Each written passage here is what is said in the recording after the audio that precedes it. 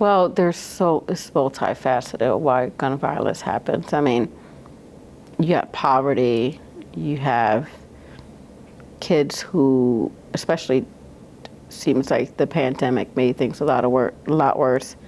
You got single parent households who the parent has to work 60, 70 hours a week to keep food on the table. Meanwhile, the kid is unsupervised. They're going to go to what they know best and who they see every day, which is most likely someone who's stealing in a corner.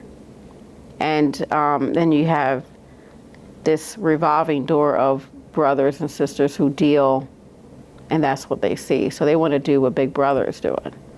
So without help and mentors, it's just going to be what it was for generations if we don't address that. You know, it's just so multifaceted with violence. It can be, you know, videos. It can be Instagram. It can be Facebook. It can be all these things that they're beefing, you know, especially in the music world with teenagers. If you're rapping about something and another group takes it as you're talking about them, then if they see you in the street, guess what's going to happen? So you said mentors we're talking about gun violence. Mentors for these young people. Yeah.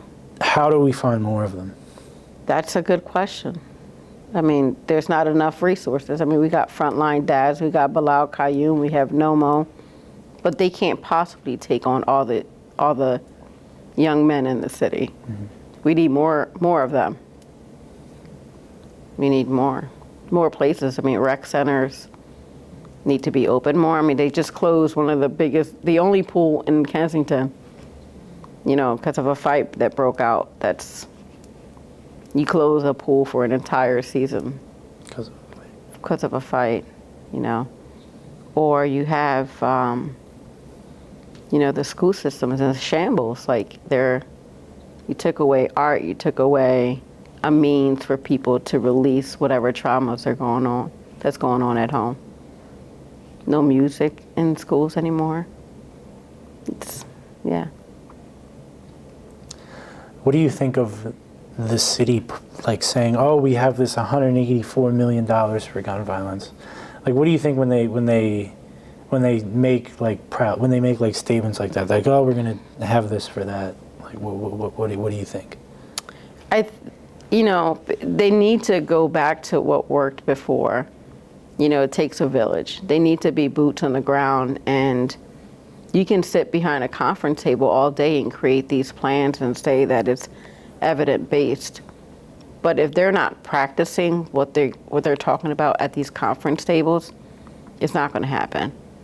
If you're sitting behind a computer in these Zoom calls all day, which a lot of these people who are allocated these funds to, I can sit in 100 of them in a week, and they're all saying the same thing. Right. But when you actually go to the street, there's only a handful of us who are actually on the street doing the work. So that's the frustrating part. I mean, it looks good on paper. Numbers look great. But are they doing the work? Yeah, I feel like that's always, the question's always, like, yeah, they have the numbers, like, oh, we have 100 and whatever million, but it's like, it's also like, where is it all going? Like, where is it all going? Like, no, I mean, I'm talking about numbers as far as like actual service. Yeah. You know, you have some agencies that will mail out a pamphlet to a mother or to a father and say, and include that in the numbers as service, as direct contact, when it's not. I mean, you're not sitting on the couch next to this mother to explain services. You're allowing the U.S. Postal Office to do that for you. Put a stamp on it, and that's direct service. You know, so the numbers doesn't reflect the truth for a lot of agencies. Gotcha. And when you say boots on the ground, I mean, obviously you're talking to government officials, but also, I guess, the organization, some of the organizations that they also fund. Is that true? Yeah. I mean, we need a lot more people on the ground. I mean, we have to coexist. If we can't change what's happening, then we have to coexist with everyone that's in the space. The people who are unhoused, the folks who are dealing in the corner. You know, what are we going to do to keep them alive long enough so that, one, if they go into treatment, or two, if they get off that corner, what are we going to do to keep them alive until then? So we got to put trainings in place, like the Narcan trainings that I do all over the city. And then the Stop the Bleed trainings that I do because it's necessary, you know, on how to stop the bleed if your friend in a corner is shot. You know, provide everybody with tourniquets. And that's the life that we live in Kensington. You know, like I said, I work in one of the largest trauma bays in the country, and gunshot wounds come in all the time. And how great would it be to constantly see people with these tourniquets knowing that they did not bleed out on the way there? Because, you know, the chances of them bleeding out it's high.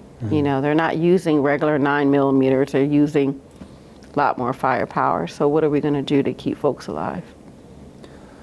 What do you say for the people who want to police themselves out of this sort of crime wave that we're dealing with? Do you like what kind of interaction does boots on the ground also mean more police on the ground for you? That's tricky, because I know some really good police who can sit at the corner with the corner boys and have real tough conversation. You know, and then do I want a white police officer to think he's schooling a black kid in the corner who knows nothing about our community? No. You know, and when you look at the 24th and 25th district in my community, they don't look like us. You know, so it's just like, yeah, if we had more black and brown police officers who can really understand where we're coming from to talk to the kids, yeah.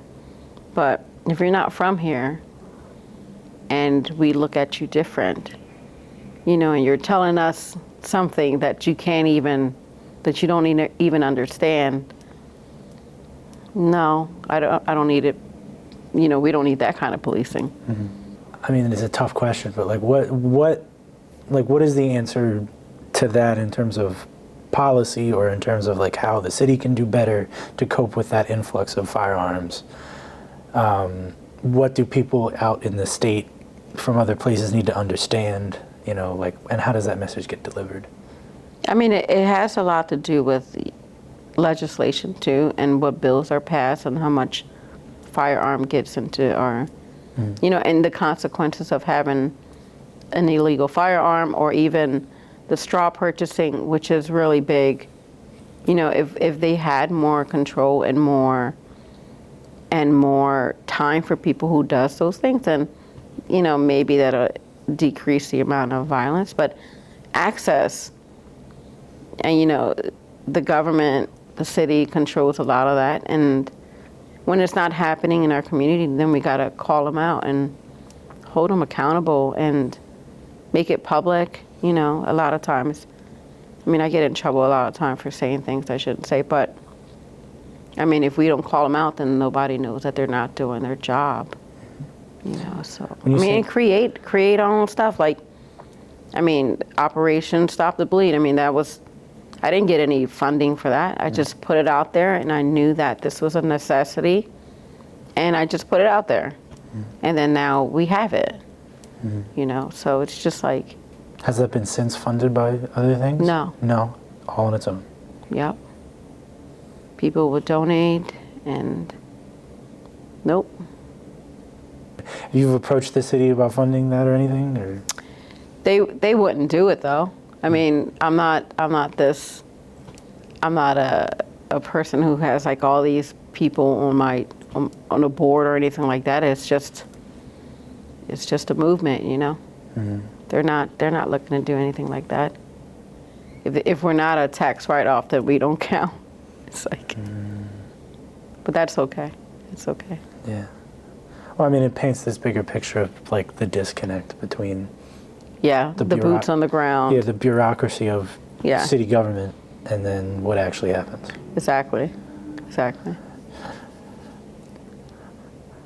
Do you see that bridge ever being connected? Yeah, I see it. You see it? I mean, I see it because I've been making a lot of noise, and I think they're starting to get it. I think they're starting to get it with certain agencies, not necessarily like with the city, but other violence prevention groups and hospitals who see it.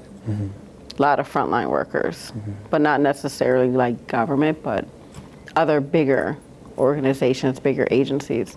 Like hospitals are big.